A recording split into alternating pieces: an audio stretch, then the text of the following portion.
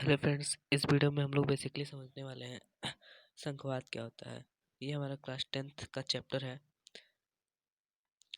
जो कि नागरिक शास्त्र का चैप्टर नंबर 2 है, संघवाद। इस चैप्टर को हम लोग आज से स्टार्ट करते हैं। ये भी 2-3 लेक्चर में ख़त्म हो जाएगा। तो चलिए वीडियो को स्टार्ट करते हैं बिना किसी देरी के। आइए सबसे पहले समझते हैं संघवाद क्या होता है।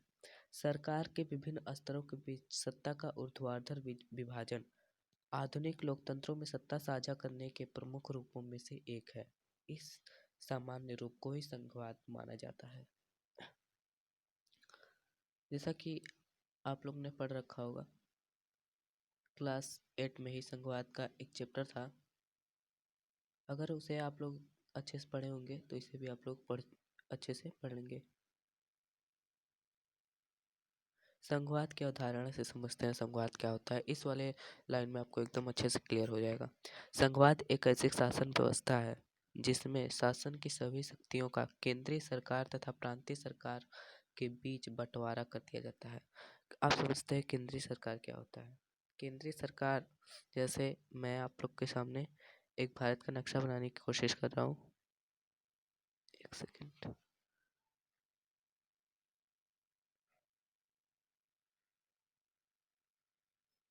ये मान लो भारत का नक्शा है।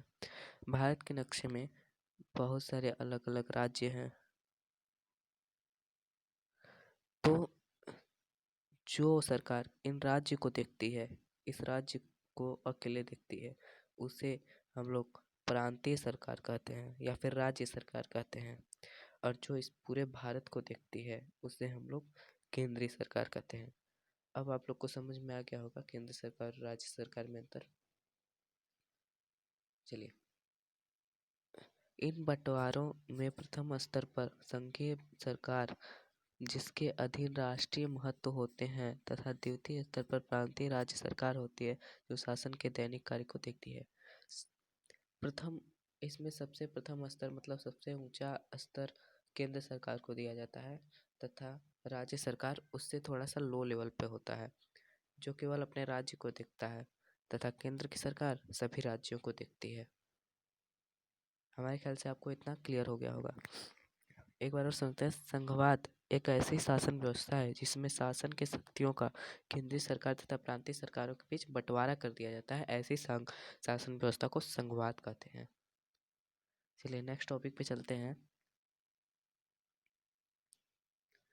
अब यहाँ पे है संघवाद की विशेषताएं। इसमें भी आप लोग को संघवाद एकदम अच्छे से क्लियर हो जाएगा।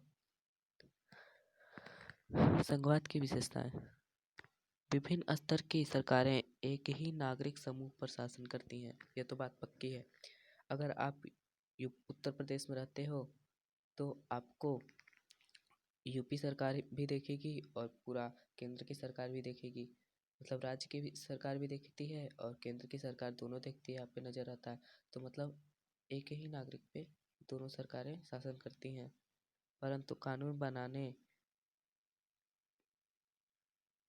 कर वसूलने तथा प्रशासनिक कार्यों पर दोनों अपना अपना अधिकार क्षेत्र होता है।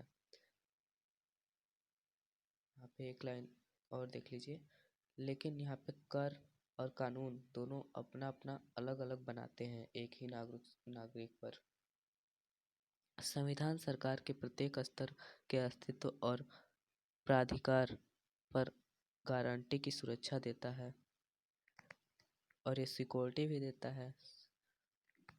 संविधान में संशोधन पर मौलिक प्रावधानों को केवल संघ परिवर्तन नहीं कर सकता। ऐसे परिवर्तन के लिए संघ एक राज्य दोनों स्तर की सरकारों की सहमति होती है। मतलब अगर मैं आपको यहाँ पे समझाने की कोशिश करता हूँ, एक सेकेंड। अगर किसी राज्य में बदलाव लाना है तो वहाँ पे केवल राज्य की सरकार की सहमति नहीं होगा, बल्कि राज्य और केंद्र दोनों सरकारों की भी सहमति होनी चाहिए, तब जाके उस राज्य में कोई बदलाव आ सकता है। अब आपको क्लियर हो गया होगा ये वाली लाइन भी। नेक्स्ट टॉपिक पे चलते हैं। यहाँ पे कुछ और भी महत्वपूर्ण विशेषताएं हैं जिसको हम लोग देख लेते हैं। ये वाला महत्वपूर्ण है। आंदोलनों को संविधान और विभिन्न स्तर की सरकारों के अधिकार की व्याख्या करने का अधिकार होता है। सर्वोच्च न्यायालय विवादों को सुलझाने के लिए महत्वपूर्ण भूमिका निभाता है। दूसरा, वित्तीय स्वायत्तता निश्चित करने के लिए विभिन्न स्तर की सरकारों के लिए राजस्व के अलग अलग स्रोत निर्धारित हैं। संघीय शासन व्यवस्था का प्रमुख उद्देश्य देश की एकता तथा सुरक्षा करना तथा उसे बढ़ावा देना है। मतलब संघीय शासन व्यवस्था मतलब दो स्तर की सरकारें जो हैं, मतलब कई स्तर की सरकारें जो होती हैं उनसे एक राष्ट्र में या फिर राज्य में एकता बना रहता है, एक बहुत ही मजबूत ढाल बनी होती है। इसीलिए संघीय शासन व्यवस्था बहुत ही महत्वपूर्ण होता है। क्षेत्रीय विविधता का सम्मान करना चाहिए। आदर्श संघीय शासन व्यवस्था में भरोसा और साथ रहने पर सहमति होनी चाहिए। ये भी बहुत ही महत्वपूर्ण है। चलिए नेक्स्ट स्लाइड पे चलते हैं।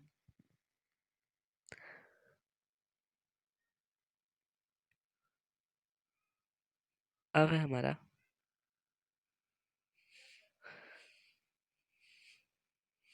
राज्य और केंद्र सरकारों के मध्य सत्ता का बंटवारा। राज्य सरकार, राज्य और केंद्र सरकारों के बीच सत्ता का बंटवारा प्रत्येक संघीय सरकार में अलग अलग माध्यमों से होता है। ये दो माध्यम से होता है, एक तो पहला माध्यम और दूसरा माध्यम। पहला माध्यम को देखते हैं। पहले माध्यम में दो या दो से अधिक स्वतंत्र राष्ट्र का मिलाकर एक बड़ी इकाई का निर्माण करते हैं। दोनों राष्ट्र अपनी प्रभुत्ता को साथ रखते हैं तथा अपनी अलग अलग पहचान भी बनाए रखते हैं। जैसे संयुक्त राष्ट्र अमेरिका है, अमेरिका में बहुत सारे राज्य मिलकर बने हुए हैं। यहाँ पे राष्ट्र मिलकर बने हुए, तो यहाँ पे राष्ट्र मिला है। और दूसरी शासन व्यवस्था हम लोग आपको दिखा देते हैं। दूसरे माध्यम में राज्यों की अपेक्षा केंद्र सरकार अधिक प्रभावशाली होती है। कोई बड़े देश द्वारा अपनी नागरिक विविधता के कारण राज्यों का गठन करता है तथा फिर राज्य एवं संघ सरकारों के बीच सत्ता का विभाजन होता है, तो यह संघीय शासन व्यवस्था कहलाती है। मतलब इस संघीय शासन व्यवस्था में राज्य को मिलाकर एक देश बनाया जाता है, तो इसे संघीय शासन व्यवस्था कहती है। जैसे हमारे यहाँ राज्य को मिलाकर एक देश बनाया गया है, हमारे यहाँ वो वाली संघीय शासन व्यवस्था चलती है। नेक्स्ट स्लाइड पे चलते हैं। संघवाद सॉरी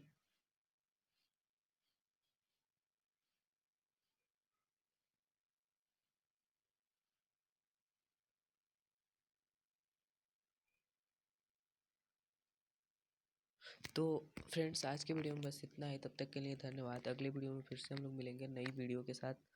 तब तक के लिए मेरे चैनल को लाइक, सब्सक्राइब और शेयर ज़रूर कर दीजिएगा। इस बार कम से कम आप लोग 15 लाइक ज़रूर बना दीजिएगा, ताकि ये लाइक मेरे लिए बहुत बड़ी अहम भूमिका निभाती है, जिससे हमें आपके लिए वीडियो बनाने का मन करता है। तो मेरे वीडियो को लाइक और शेयर ज़रूर कर दीजिएगा और चैनल को सब्सक्राइब भी कर दीजिएगा, ताकि मेरे द्वारा जितने भी वीडियो बनाए जाते हैं सब आप तक पहुंचते जाएं। और बेल आइकन को तो हिट ही कर दीजिएगा। धन्यवाद।